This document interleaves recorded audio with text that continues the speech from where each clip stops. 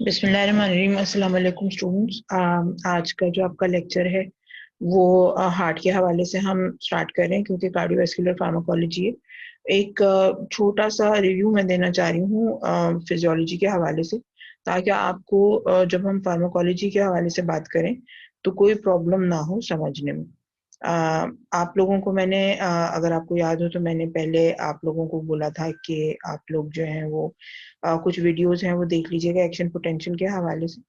तो अब चूंकि वो आप लोग देख चुके होंगे होपफुली, तो हम जो है वो काम अपना जो है आगे जो फार्माकोलॉजी है, सॉरी फिजियोलॉजी है हार्ट की, उसके हवाले से बात करेंगे, लेकिन उससे पहले थोड़ी सी आपको एनाटॉमी भी डिस्कस करेंगे।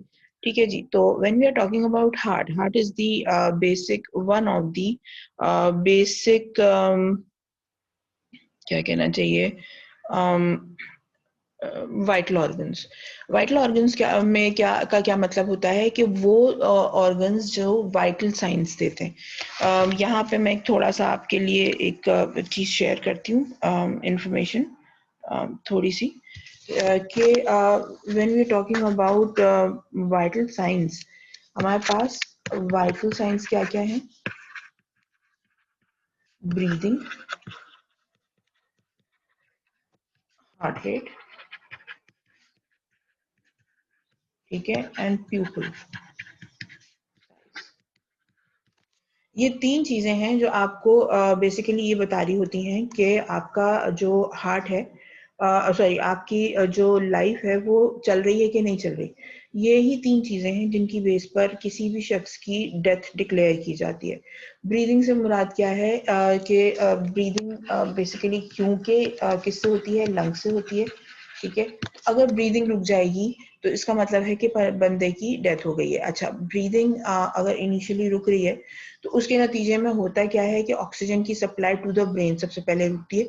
और अगर आपको मालूम है कि बहुत कम टाइम के लिए अगर ब्रेन की ब्लड सप्लाई रुक जाए तो अच्छा खासा साइजेबल डैमेज जो है वो न्यूरॉन्स को हो जाता है हाइपोक्सिया के नतीजे में। सो इसका मतलब क्या हुआ कि lungs ultimately will lead to brain death, और ऑब्वियसली उसकी वजह से डेथ हो जाएगी। यहाँ पे जब हम बात करते हैं तो जब ब्रीदिंग को हम एक वाइटल साइन लेते हैं तो लंग क्या हो गया? वाइटल ऑर्गन हो गया। बिल्कुल उसी तरह से हार्ट, अगर हार्ट पंप कर रहा है तो ब्लड ब्रेन को जाएगा और ऑक्सीजन सप्लाई होगी। ठीक है जी। अगर हार्ट ने ब्लड पंप करना छोड़ दिया है तो ऑब्वियसली ऑर्गन को जो है वो ऑक्सीजन की सप्लाई रुक जाएगी या कम हो जाएगी। दोनों सूरतों में ऑर्गन की जो अपीयरेंस है वो खराब हो जाएगी और ऑर्गन जो है वो वीक हो जाएगा। अच्छा, अब इस वीकनेस के नतीजे में क्या होगा कि जो है वो ब्रेन को सप्लाई कम होगी, और जब ब्रेन को सप्लाई कम होगी तो एंड रिजल्ट क्या निकलेगा कि डेथ हो जाएगी। सही है। सो बेसिकली आपके पास जो सेकेंड वाइटल ऑर्गन है वो है हार्ट। ठीक है जी। इसके बाद फिर आपके पास आ जाता है pupil size. Pupil size basically is maintained by the proper nerve supply to the pupillary muscles. ठीक है जी। तो इसका मतलब क्या हुआ कि अगर प्यूपल्स जो हैं वो फिक्स्ड हो गए हैं और अपना जो नॉर्मल जो प्यूपिलरी लाइट रिफ्लेक्स है वो नहीं दे रहे हैं, तो इसका मतलब क्या हुआ कि बेसिकली जो प्यूपल्स हैं वो फिक्स हो गए हैं, और जब प्यूपल्स फिक्स हो गए हैं तो इसका मतलब क्या है कि उनको उनकी प्रॉपर नर्व सप्लाई नहीं मिल रही है। तो इसका मतलब क्या हुआ कि जो थर्ड आपके पास वाइटल ऑर्गन हुआ वो ब्रेन हुआ। तो these are your vital organs जो कि आपकी वाइटल साइंस देते हैं, and these are 3 in number. So, to start with this basic discussion of vital signs and vital organs, we proceed to our main vital organ, which is known as the heart. ठीक है जी। Heart is in hollow muscular organ enclosed within the pericardium. आप लोगों को videos दिखा दी हैं pericardium की भी, mediastinum की भी। वो जो कैविटी जहाँ पे हार्ट मौजूद होता है वो आप लोग होपफुली देख चुके होंगे और आपको अंदाजा होगा कि किस तरह से वहाँ पे चीजें होती हैं और हार्ट की रिलेशंस क्या है। Now, basically heart is the organ that pumps blood to various parts of the body to meet their nutritive requirements. Now, very important thing is, what do you mean by nutritive requirements? जो organs हैं उनकी जो nutritive requirement है उसमें food material भी आता है। Obviously blood pump हो रहा है, मुख्तलिफ ऑर्गन से गुजर रहा है, जीआईटी से फूड उठाता है, किडनी में जो वेस्ट प्रोडक्ट्स हैं उनको एक्सक्रीट करता है। ठीक है। स्प्लीन के अंदर जो है उसकी जो डेड आरबीसीज हैं उनसे निजात मिल जाती है। लंग्स के अंदर ऑक्सीजनेशन होती है, कार्बन डाइऑक्साइड से निजात मिल जाती है। सो बेसिकली ब्लड का जो व्हीकल है वो तमाम चीज़ों को लेके चल रहा होता है और उन तमाम को प्रॉपर तरीके से ऑर्गन्स तक पहुंचाने का जो काम है वो हार्ट करता है, क्योंकि वो एक इफेक्टिव पंप होता है और वो उस ब्लड को पंप करता है और उसकी उस इफेक्टिविटी के नतीजे में आपका जो ब्लड है वो ऑर्गन्स तक पहुंचता है और ऑर्गन्स तक पहुंचकर उनको उनका फूड पहुंचाता है, उनको उनकी ऑक्सीजन पहुंचाता है, वहां से उनका वेस्ट प्रोडक्ट उठाता है और उसको ले जाके किसी और जगह रखता है ताकि वहां से वो एक्सक्रीट आउट हो सके। Now then we the heart basically is derived from two words, Greek and Latin. Greek में कार्डिया बोलते हैं, लैटिन में कोर का वर्ड है, कोरोनरी की जो इसकी जो एडजेक्टिव टर्म्स हैं वो इस्तेमाल हो रही होती हैं। सो हार्ट इंग्लिश में कहा जाता है, कार्डिया एंड कोरोनरी जो है वो ग्रीक एंड लैटिन में रिस्पेक्टिवली इसको कहा जाता है। स्टर्नम के पीछे ऑब्लिकली प्रेजेंट होता है। 1/3 of the heart is present on the right side of the median plane. यानी अगर आप अपनी चेस्ट कैविटी को यहाँ पे अगर फॉर एग्जांपल मैं ड्रॉ करती हूँ कि ये चेस्ट कैविटी है, इस तरह से ये आपका डायफ्राम हो गया और ये ऊपर थोरैसिक इनलेट बना देते हैं इसको, इस तरह से करके ये बाजू हो गए, थोरैसिक इनलेट हो गया। अब ये जो आपका जो चेस्ट है इसकी अगर हम बात करते हैं तो this is the median plane line drawn in the centre of the body. तो इसका जो 1/3 है हार्ट का वो आपका राइट साइड पे होता है और जो रिमेनिंग 2/3 होता है वो लेफ्ट साइड के ऊपर होता है आपका मीडियन प्लेन के। It measures 12 into 9 centimetre in length breadth, 300 grams male में एंड 250 ग्राम्स फीमेल्स में वे करता है। ये ऑन एवरेज है कि एवरेज जो मेल फीमेल रेट है वेट है उसके ऊपर। लेकिन अगर बेसिकली अगर पेशेंट है या मतलब जो वेट वेरिएशंस हैं तो उनके हिसाब से हार्ट का जो साइज है वो आगे पीछे हो सकता है। इसका मतलब ये हरगिज भी नहीं है कि 200 250 या 300 से ऊपर जो है वो वेट हार्ट का नहीं जा सकता। This is the screen. अच्छा, अब यहाँ पे देखें जो हार्ट है बेसिकली इसकी तीन चार चीजें हैं। एक तो एपेक्स है, यहाँ पे इस जगह पे ये एपेक्स है, ये जो जगह है ये एपेक्स कहलाती। इसके बाद फिर आपके पास एक लोअर बॉर्डर है, ठीक है, ये एक राइट बॉर्डर है, ये इसका लेफ्ट बॉर्डर है। फिर अगर हम देखें तो अपर बॉर्डर भी है, एक ये अपर बॉर्डर हो गया, ठीक है, ये चार तो बॉर्डर्स हो गए। इसके बाद फिर आपके पास है सरफेसेस। अब आप बिल्कुल क्लियरली देख सकते हैं कि ये सामने से जो दिखाई दे रहा है, ऑब्वियसली इसका मैं थोड़ा सा कलर चेंज कर देती हूँ ताकि आपको पता चले। ये जो सामने दिखाई दे रहा है basically this is the anterior surface, नीचे जो पड़ा हुआ है ये पोस्टीरियर सरफेस है और लेफ्ट लेटरल इस साइड पर जो है वो उस लेटरल सरफेस कहते हैं इसको। अच्छा, इसके बाद फिर आपके पास है बेस और एपेक्स। एपेक्स इस जगह को कहा जाता है, दिस इज द एपेक्स, यानी ये जो नोक बन रही है हार्ट की और इस हिस्से को जहां पे लार्जर वेसल्स मौजूद हैं दिस इज द बेस। ठीक है जी, तो एपेक्स और बेस हो गया हार्ट का। तो इस तरह से ये हम हार्ट के जो डिफरेंट एनाटॉमिकल पोर्शंस हैं उनको डिवाइड करते हैं। ये अगेन वही पिक्चर है, आप लोगों को प्रेजेंटेशन दे दी है, आप लोग इसमें से डिटेल्स में देख लीजिएगा पिक्चर। अच्छा, इंपॉर्टेंट चीज जो ये है जो अभी आपसे डिस्कस करनी है वो है हार्ट के हवाले से कि when we are talking about anatomy, तो हम जब चेस्ट की एनाटमी की बात करते हैं तो हमारे पास यूजुअली कहा जाता है कि जी 2 लंग्स हैं और एक हार्ट है, ठीक है, एनाटमिकली, क्योंकि आपको विजिबली जो है वो हार्ट एक ही दिखाई दे रहा होता है और लंग्स दो दो नजर आ रहे होते हैं जो दोनों साइड्स पर मौजूद होते हैं।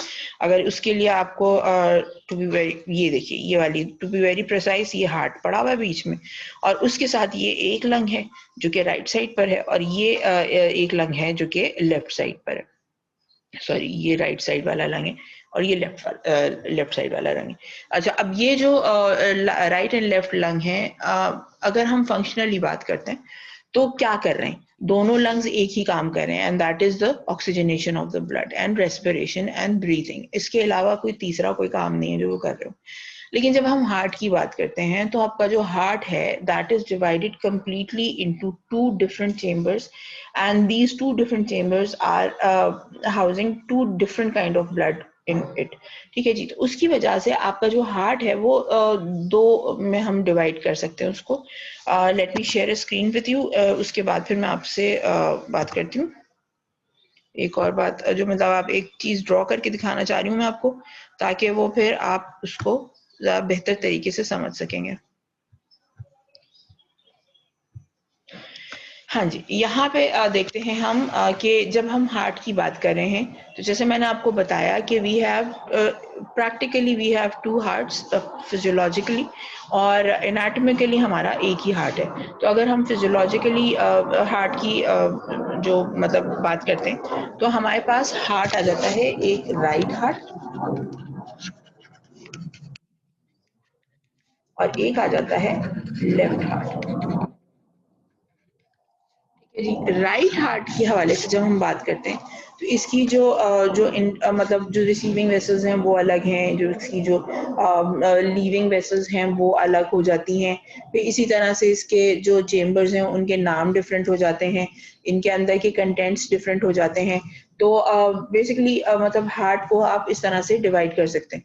यहाँ पे जब हम स्टार्ट करते हैं तो हमेशा याद रखिएगा कि हार्ट की जब भी डिस्कशन करते हैं हम यूजुअली इनकमिंग वेसल्स के थ्रू स्टार्ट करते हैं उसको।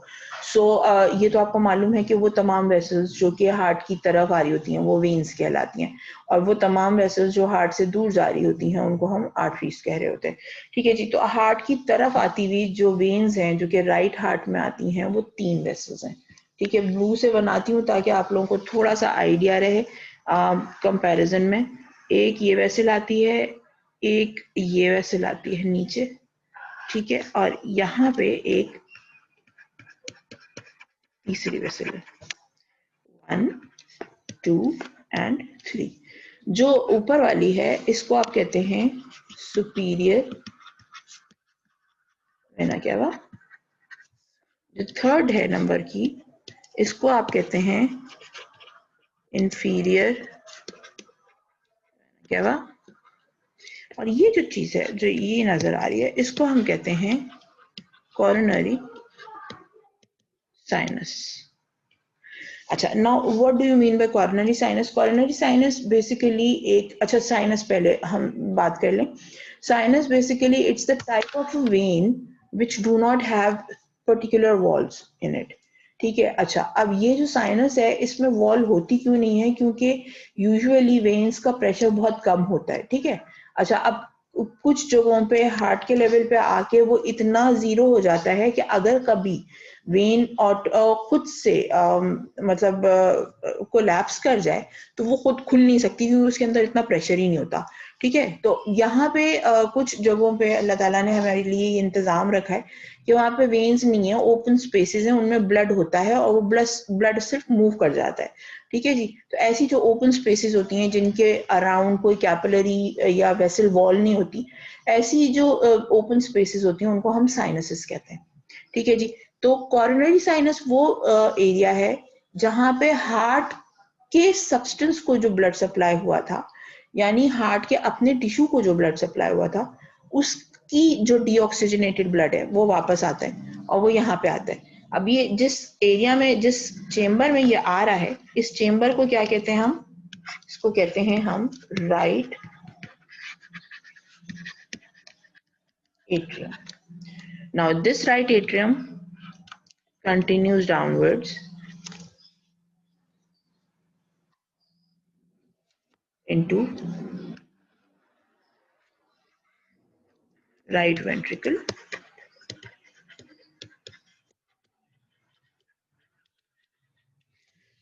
ठीक है जी, ये राइट वेंट्रिकल हो गया। अच्छा, अब यहाँ पे जो, अगर आप वेंट्रिकल को देखें तो दो पोर्शंस में डिवाइड होता हुआ दिखाई दे रहा है। ये पोर्शन वेंट्रिकल का इनकमिंग पोर्शन है और ये वेंट्रिकल का आउटगोइंग पोर्शन है। ठीक है जी, अब यहाँ पे ब्लड पहले कलेक्ट हुआ, कलेक्ट होने के बाद इस एट्रियो वेंट्रिकुलर, ये वेंट्रिकल है और ये एट्रियम है, तो इसके दरमियान में ये जो वाल्व बना हुआ है, जो स्पेस है, ये इस स्पेस को, इसको हम कहते हैं ए बी वाल्व। ठीक है, या atrioventricular valve. Now this atrioventricular valve basically prevents the backflow of blood from the ventricles to the atrium. ठीक है जी, this on the right side of the heart is tricuspid in nature. अच्छा, अब ये जो incoming part है इसमें अगर आप देखें तो यहाँ पर इनकमिंग जो पार्ट होता है वेसस मतलब आपका वेंट्रिकल का, उसके अंदर वॉल जो होती है वो बड़ी रफ एज्ड होती है. इसके अंदर मसल्स होते हैं, पैपिलरी मसल्स, जिनके साथ टेंडन लाइक स्ट्रक्चर्स अटैच होते हैं, जो कि आपके जो वेंट्रिकल है इसके कस्प्स को अपनी जगह पे इन प्लेस रखते हैं at the time of backflow of the blood. Now these tendon-like structures are known as chordae tendineae, and these muscles are known as papillary muscles. ठीक है जी. अच्छा, अब यहाँ से जब ये जब ब्लड बाहर की तरफ निकलता है तो जो आउटगोइंग पोर्शन है राइट हार्ट का, इसको हम कहते हैं infundibulum. And now this infundibulum gets continuous with the outgoing vessel of the right heart, which is known as pulmonary trunk, जो कि आगे जाके डिवाइड हो जाती है into right and left pulmonary arteries. Right pulmonary artery जो है वो राइट लंग में चली जाती है और जो लेफ्ट पल्मोनरी आर्टरी होती है वो लेफ्ट लंग में चली जाती है. तो होपफुली जो बेसिक चीज़ें हैं वो आ गई हैं आपके सामने कि जब अगर हम इसको हार्ट के जो डिफरेंस करना चाहें कि जी हार्ट की जो दो चैम्बर्स हैं या जो दो हार्ट्स हैं उनके दरमियान में जो डिफरेंस क्या है, तो उसमें पहला जो डिफरेंस है, अगर मैं आपको थोड़ा सा हिंट दूं, क्योंकि अगर आपने आगे असाइनमेंट करना है तो उसके लिए पहला हिंट क्या है कि you have to mention the difference in terms of veins which are entering the heart. ठीक है, पहली चीज. दूसरी चीज आपने बताना है चेम्बर का नाम बताएंगे. ठीक है, उसके बाद फिर आप जो मतलब जो आपके जो वाल्व है उसका डिफरेंस बताएंगे. वाल्व्स में भी डिफरेंस है, अभी आपको 2 मिनट के बाद ही पता चल जाएगा जो अगला डिस्कशन मैं करने लगी हूँ उसमें.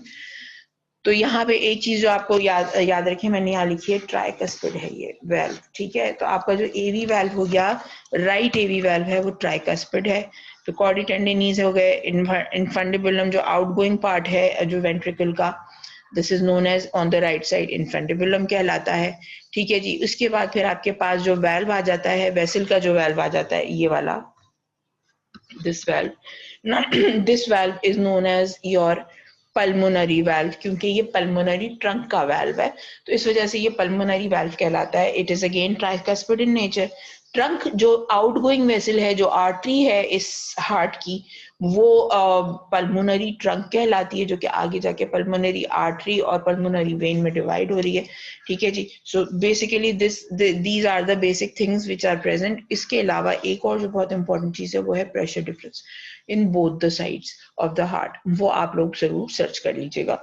ठीक है, इसके बाद इस कंटिन्यूएशन में हम अब ये आपके सामने मैंने राइट हार्ट बनाया. ठीक है, अब हम आते हैं लेफ्ट हार्ट की तरफ. अब इन तमाम चीजों को अगर ध्यान में रख रहे हैं हम, जो अभी मैंने 2 मिनट पहले डिस्कस की कि क्या क्या, कि जी first of all incoming vessels. सबसे पहले हम इनकमिंग वेसल्स की बात करते हैं. तो जो आपके पास इनकमिंग वेसल्स आ रही हैं लेफ्ट हार्ट में वो ये है.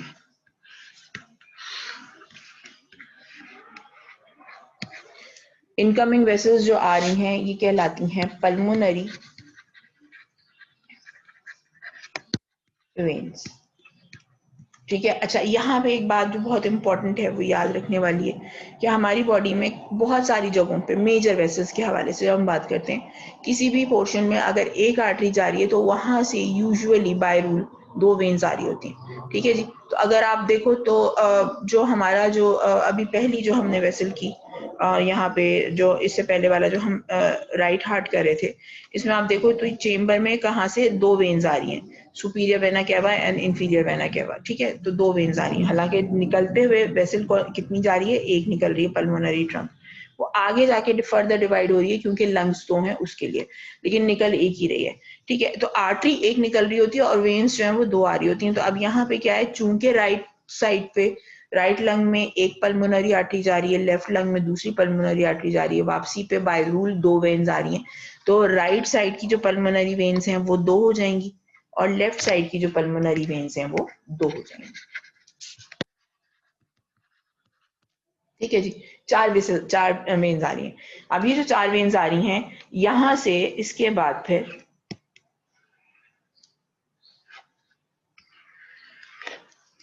Now this is the ventricle part. ये मैंने कुछ गलत ड्रॉ कर दिया यहाँ पे, इसको मैं थोड़ा सा यहाँ से मिटा देती हूँ, ये वाला पोर्शन ये। अच्छा जी, अब ये देखिए कि ये आपके पास अगेन पहले वेसल्स आ गई, ब्लड आ रहे हैं यहाँ से। इसके बाद ये जो पोर्शन है ये हो गया आपका लेफ्ट एट्रियम। इसके बाद इनके दरमियान में अगेन एक अदद एवी वाल्व है, एट्रियोवेंट्रिकुलर वाल्व, ठीक है जी। और इसका जो इम्पोर्टेंस है वो है, इसको हम माइट्रल वाल्व भी कहते हैं, और इसके अलावा माइट्रल वाल्व के अलावा हम इसको बाइकस्पिड भी कहते हैं।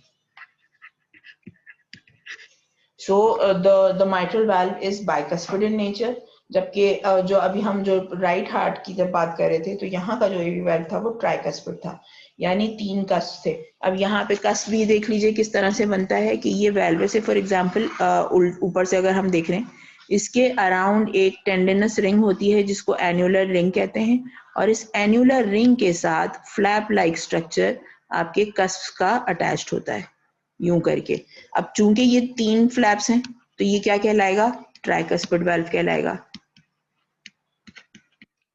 लेकिन अगर यही एन्युलर रिंग और ये पूरे के साथ सिर्फ 2 फ्लैप्स रह जाते हैं, ठीक है, 1 एंड 2, तो ये क्या कहलाएगा, बाइकस्पिड।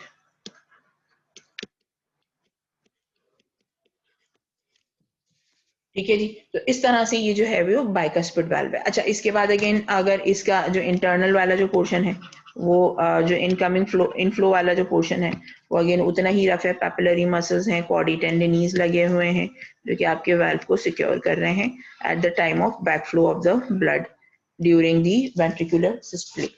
अच्छा, उसके बाद फिर यहाँ से ब्लड आता है और ये आउटगोइंग पोर्शन में चला जाता है। आउटगोइंग पोर्शन यहाँ पे इसका आपका जो है लेफ्ट हार्ट का जो इनका जो आउटफ्लोइंग पोर्शन है वो क्या कहलाता है, वेस्टिब्यूल कहलाता है। मैं नाम भूल गई थी, सॉरी, थोड़ा सा मुझे टाइम लग गया रिकॉल करने में। इसको हम कहते हैं वेस्टिब्यूल। तो अब यहाँ पे भी डिफरेंस आ गया कि राइट साइड पे जो आपका जो आउटफ्लोइंग पोर्शन है वेंट्रिकल का वो इनफंडिबुलम कहलाता है, जबकि लेफ्ट साइड का जो आउटफ्लोइंग पोर्शन है वो वेस्टिब्यूल कहलाता है। अच्छा, इसके बाद फिर जब हम ऊपर की तरफ जाते हैं तो अब ये जो आउटफ्लोइंग पोर्शन है ऑब्वियसली इसके अंदर एक अदद वाल्व मौजूद है, ठीक है जी। और ये जो वाल्व है ये क्या कहलाता है, एओर्टिक वाल्व कहलाता है। और ये एओर्टिक वाल्व जो है वो फिर आगे जाके एओर्टा में ओपन हो जाता है, and this initial part of the aorta is known as ascending aorta, जो कि आगे जाके आर्च और फिर डिसेंडिंग एओर्टा में कन्वर्ट हो जाएगा, ठीक है जी। This was about the anatomy of the heart, जो कि बेसिक एनाटमी है।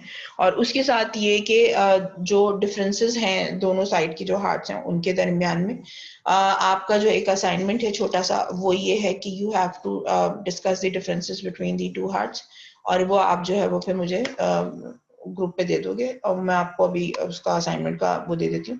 So this was all about today's lecture. इसको फिर हम आगे कंटिन्यू करेंगे. इसको एक दफा देख लीजिएगा और अगर कोई भी क्वेरी हो तो मुझे कमेंट बॉक्स पे डाल दीजिएगा. एंड होप आप लोगों को ये चीज समझ में आ रही है. नहीं समझ में आ रही तो I am always there to ask any question. Thank you so much. जज़ाकल्लाह. अल्लाह हाफिज.